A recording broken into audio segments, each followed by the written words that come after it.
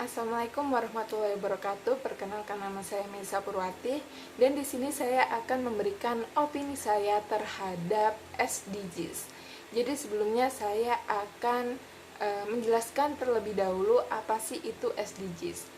Jadi SDGs ini sendiri merupakan singkatan dari Sustainable Development Goals. Jadi ini merupakan suatu rencana atau target global yang dibuat guna mencapai 17 tujuan yang telah disepakati bersama untuk tahun 2030 ke depan. Nah, dalam pariwisata sendiri, SDGs ini nanti tidak hanya membuat tourism industri berperan penting dalam hal ekonomi saja, melainkan juga dalam hal pelestarian lingkungan. Di mana pelestarian lingkungan ini yang kemudian menempatkan beberapa industri pariwisata mengemas produk mereka berkonsep SDGs atau terkait dengan pelestarian lingkungan itu sendiri. Nah, terdapat 3 komponen utama yang akan menjadi fokus dalam hal penerapan Sustainable Development Goals 2030 ini, yaitu yang pertama ada public policy, yaitu ini merupakan public policy ini merupakan kebijakan pemerintah, di mana dalam hal pariwisata ini menjadi kebijakan yang dikeluarkan oleh pemerintah terkait dengan pengembangan pariwisata itu sendiri. Dan yang kedua ada private sector, di mana private sector ini sendiri yaitu dari pengusaha yang menyediakan layanan pariwisata itu sendiri, seperti mulai dari akomodasi, setelah itu transportasi, tour agent, dan masih banyak lainnya. Dan yang ketiga yaitu ada perbankan atau keuangan sendiri. Nah, ini tuh terkait dengan permodalan, yaitu dimana apakah masyarakat ini bisa menjangkau hal tersebut dengan mudah atau tidak, seperti itu. Nah, di sini saya akan menjelaskan lebih jauh tentang SDGs, tetapi penerapannya di negara Swiss sendiri. Di Swiss, pembangunan berkelanjutan adalah tujuan yang telah ditetapkan dalam konstitusi federal mereka.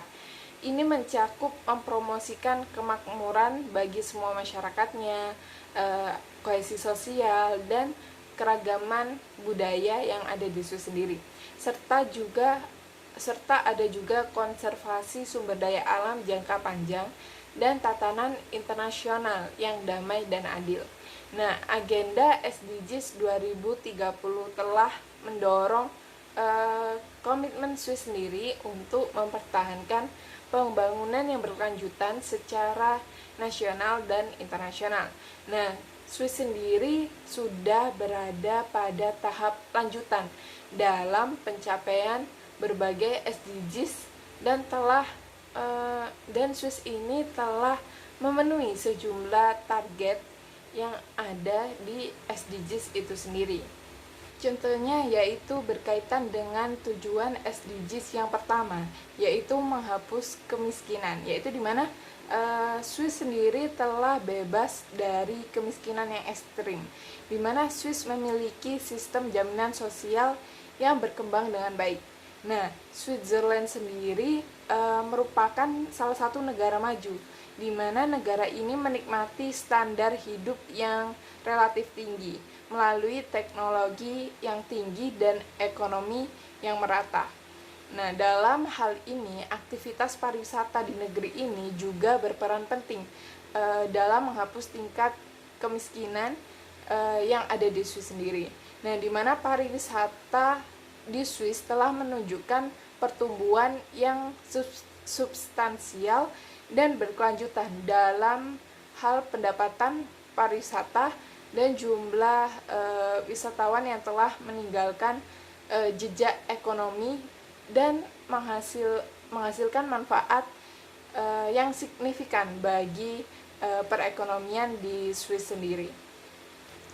Dan target lainnya yang sudah dapat dicapai oleh Swiss sendiri yaitu berkaitan dengan tujuan SDGs kedua, yaitu tentang mengakhiri kelaparan, di mana di Swiss tidak ada yang menderita kelaparan, di mana produksi kalori dan pendapatan di sektor pertanian sendiri sebagian besar itu stabil.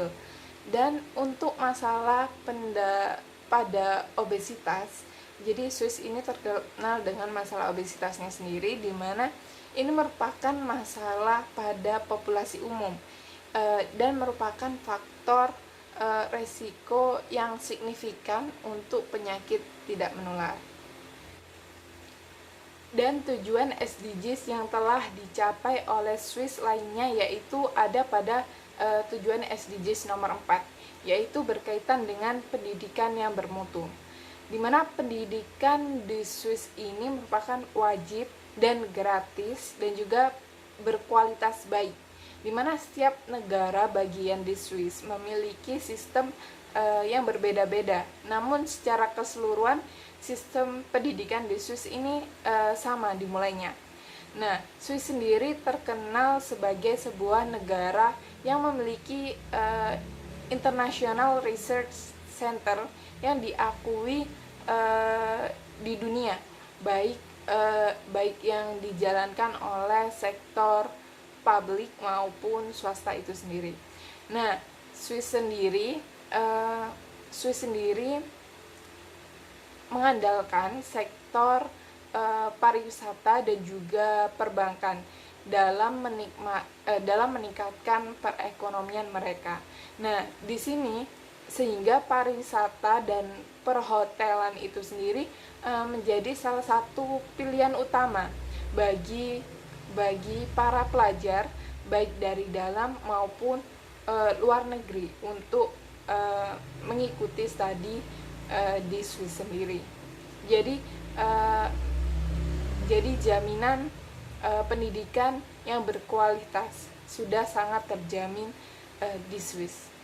Swiss sendiri telah membuat kemajuan yang luar biasa. Ini memimpin peringkat global di bidang-bidang penting seperti perlindungan terhadap bahaya alam, kohesi sosial, kualitas hidup, dan ekonomi yang berkelanjutan. Namun beberapa tantangan signifikan tetap harus dihadapi Swiss, misalnya yaitu konsumsi sumber daya Swiss yang ketika diekstrapolasi ke populasi dunia secara signifikan melebihi daya dukung bumi ini, dan proses pencemaran semakin bergeser ke negara-negara dalam rantai pasokan mereka. Nah, dengan demikian salah satu tantangan yang dihadapi Swiss sendiri adalah mengurangi dampak negatif konsumsi domestik terhadap masyarakat di lingkungan negara lain. Sekian opini dari saya mengenai pelaksanaan SDGs 2030 di Swiss. Maaf apabila ada kesalahan dan kekurangan mengenai opini saya tersebut. Sekian dari saya, kurang lebihnya mohon maaf. Wassalamualaikum warahmatullahi wabarakatuh.